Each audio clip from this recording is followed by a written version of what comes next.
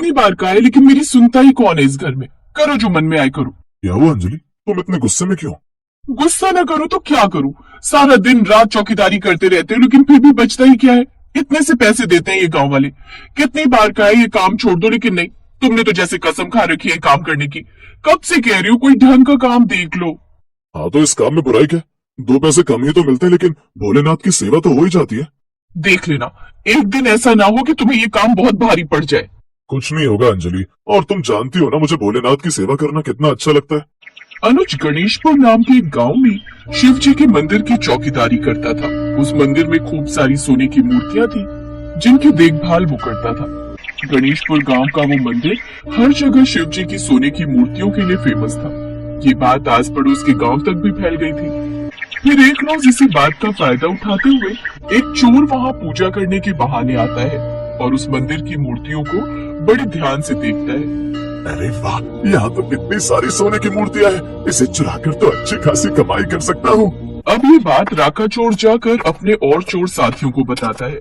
हाँ तो मोटा माल लगेगा, लेकिन सुना उस मंदिर का जो पहरेदार यानी कि चौकीदार अनुज है, वो हर वक्त उस मंदिर की पहरेदारी में लगा रहता है और किसी चोर को तो फटकने तक नहीं देता वहाँ।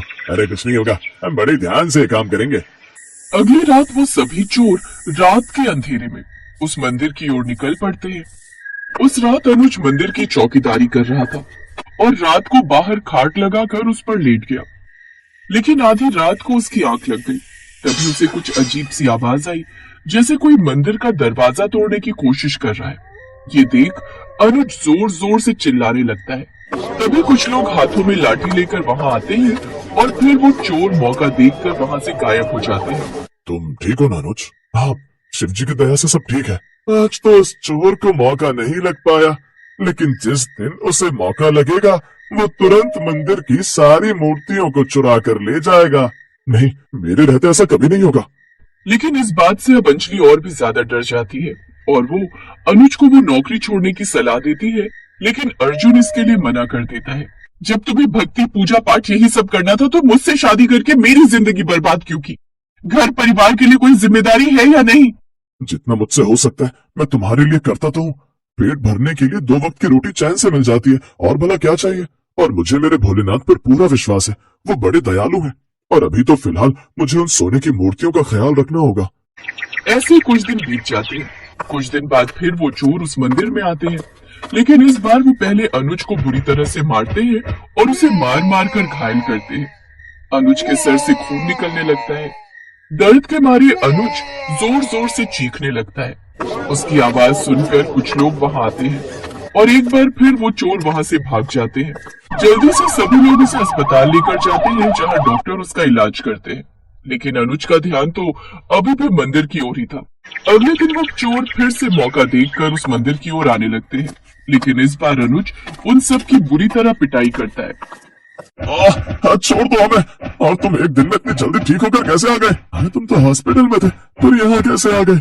मैं यहाँ कैसे आया उससे तुम्हें मतलब नहीं। बस इतना ध्यान रखना, आज के बाद कभी इस मंदिर के आसपास भटकना भी मत, और अनुज से पंगा ना ही लो तो बेहतर रहेगा। वो उन दोनों की खूब पिटाई करता है। डर के मारे वो तीनों वहां से भाग जाते हैं और अपने सरदार यानी राका को जाकर सारी बात बताते हैं। सरकार, वो तो एक ही दिन में अस्पताल से वापस आ गया। तुम तीनों ना किसी काम के नहीं हो, तुमसे इतना सा काम भी नहीं हुआ। तुम सबसे एक मामूली सा आदमी नहीं संभल रहा। जानते हो ना, सबसे खतरनाक चोर हूँ मैं आसपास के सभी गांव का। अब लगता है मुझे खुद ही जाना होगा, मुझे खुद ही उन मूर्तियों को चुराना होगा। तुम तीनों की बस की बात नहीं है ये। उधर बेचारा अनुज अभी भी अस्पताल में बेहोशी की हालत में था, लेकिन अभी भी उसका पूरा ध्यान मंदिर की उन मूर्तियों पर ही था। वो बेहोशी की हालत में भी लगातार शिव जी का नाम बोले जा रहा था। साथ ही मंदिर की चिंता उसे अभी भी सताई जा रही थी। हे भोलेनाथ, मेरे मंदिर की रक्षा करना। तभी उसे एक तेज चमत्कारी रोशनी नजर आती है, जिसमें से भोलेनाथ निकल कर आते हैं। तुम चिंता मत करना अनुज, मैं हूं ना, मैं सब संभाल लूंगा। ये कहकर शिव जी अंतर ध्यान हो जाते हैं। उधर राका अब अपने साथियों के साथ एक बार फिर उस मंदिर में चोरी का प्लान बनाकर चोरी करने चला जाता है।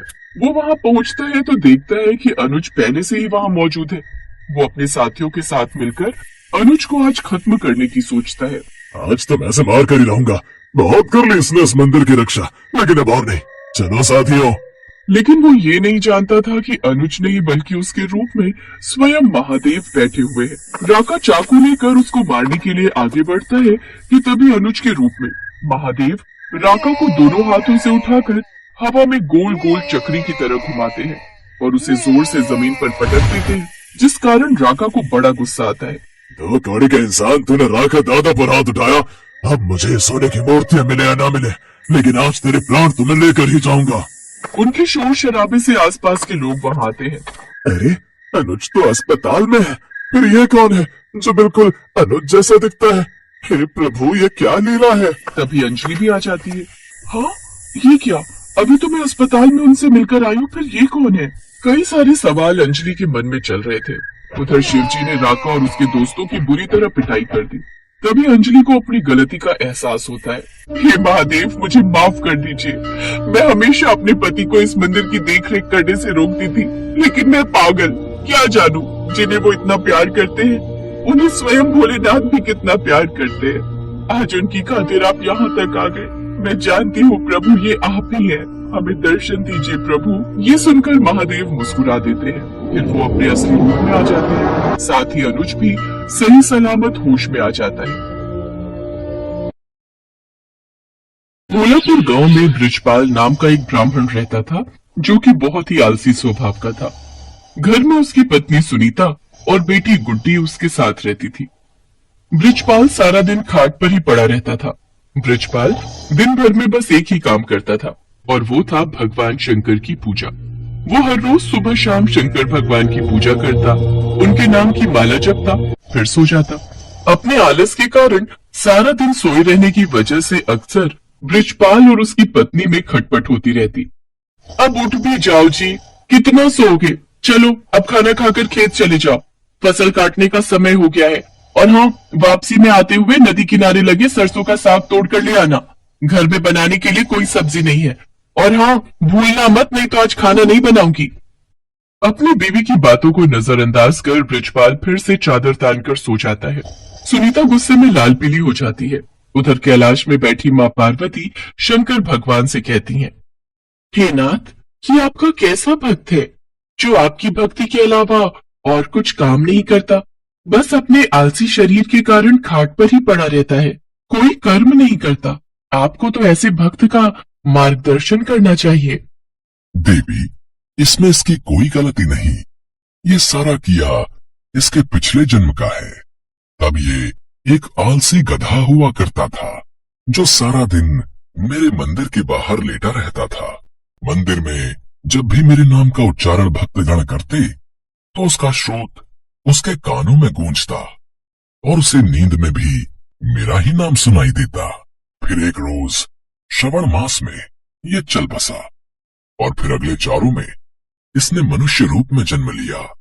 लेकिन इसके पिछले जन्म के आलसी स्वभाव ने इसका पीछा नहीं छोड़ा। जब सही समय आएगा तब मैं इसे ज्ञान दूंगा। हे भगवान, क्या करूं मैं इस आदमी का? ये तो फिर से लेट गए। कब से कह रही हूँ उठ जाओ, खेतों में फसल बड़ी हो गई है। अगर समय रहते उसे नहीं काटा तो उसे जानवर चढ़ जाएंगे और कोई चुरा लेगा। सुन रहे हो ना मैं क्या कह रही हूँ? हे शिवजी, ना जाने इनका आलस कब खत्म होगा। इनके आलस से तो मैं अब तंग आ चुकी हूँ। सुनीता लगातार बड़बड़ाई जा रही थी, लेकिन आलसी ब्राह्मण के सर पर तो जू तक न रेंगे। वो तो बस चुपचाप अपनी खाट पर लेटा हुआ था। ब्रिजपाल को न उठता देख सुनीता गुस्से में आ जाती है और बाहर आंगन में रखी पानी की बाल्टी उठाकर लाती है और ब्रिजपाल के ऊपर गिरा देती है। ब्रिजपाल पूरा भीग जाता है और वो गुस्से में उठकर उससे लड़ने लगता है। काफी देर तक दोनों में खूब कहासुनी होती है। फिर वो गुस्से में घर से निकलकर शंकर भगवान के मंदिर में चला जाता है और वहां पहुंचकर शंकर जी से कहता है, हे शंकर भगवान, अपनी पत्नी की रोज रोज की झिकझिक से मैं तंग आ चुका हूँ। अगर मेरी भक्ति ने आपको प्रसन्न किया है तो मुझे आप दर्शन दीजिए प्रभु। इतना कहते ही वो जोर जोर से रोने लगता है। अपने प्रति उसका प्यार और श्रद्धा देखकर शंकर भगवान उसको दर्शन देते हैं और कहते हैं, ब्रिजपाल, तुम्हारी भक्ति ने मुझे प्रसन्न किया है। तुम सचमुच मेरे परम भक्त हो। कहो, तुम्हें मुझसे क्या वरदान चाहिए? हे प्रभु, मुझे ऐसी कोई चीज दीजिए जो मेरी हर बात माने और मेरा सारा काम कर दे। ये लो, मेरा ये छोटा त्रिशूल, तुम इस त्रिशूल को जहां भी रखोगे वो अपना काम खुद ही करने लग जाएगा और काम पूरा होने के बाद ही रुकेगा। लेकिन हाँ, अगर तुमने इसे काम के लिए मना किया तो ये हमेशा हमेशा के लिए गायब होकर वापस मेरे पास आ जाएगा। भगवान शंकर उसको त्रिशूल देकर अंतर ध्यान हो जाते हैं। त्रिशूल देखकर बृजपाल ये सोचकर बड़ा खुश हो जाता है कि अब से उसे कुछ भी काम नहीं करना पड़ेगा। इसके बाद वो त्रिशूल लेकर घर पहुंचता है और अपनी पत्नी और बेटी को त्रिशूल के बारे में सारी बात बताता है। अगले दिन सुबह ही बृजपाल ने भगवान शंकर का नाम लेकर उस त्रिशूल का इस्तेमाल शुरू कर दिया। वो जैसे ही त्रिशूल को घर के बीचों बीच रखता, सारे घर में अपने आप ही सफाई हो जाती। वो जिस भी चीज पर उस त्रिशूल को रख देता, वो अपने आप काम करने लग जाता। खेतों में रख देता तो अपने आप ही सारी फसल कट जाती। ऐसे ही कई दिन बीत जाते हैं। एक रोज जब सुनीता गुड्डी के साथ अपने मायके गई होती है, तो बृजपाल त्रिशूल को गैस के पास रखकर कहता है, मेरे लिए जल्दी से स्वादिष्ट सा भोजन तैयार कर दो। चूल्हे पर अपने आप कढ़ाई चढ़ जाती है और उसमें खुद ही तेल मसाले पड़ने लग जाते हैं। देखते ही देखते स्वादिष्ट पकवान बनकर तैयार हो जाते हैं, जिन्हें बृजपाल बड़े ही चटकारे लेकर खाता है। आहा, वाह, मजा ही आ गया। वाह वाह वाह, क्या स्वाद है। रोज भाग्यवान के हाथों का भोजन करके तो मैं परेशान ही हो गया था। सच में कमाल का है ये त्रिशूल।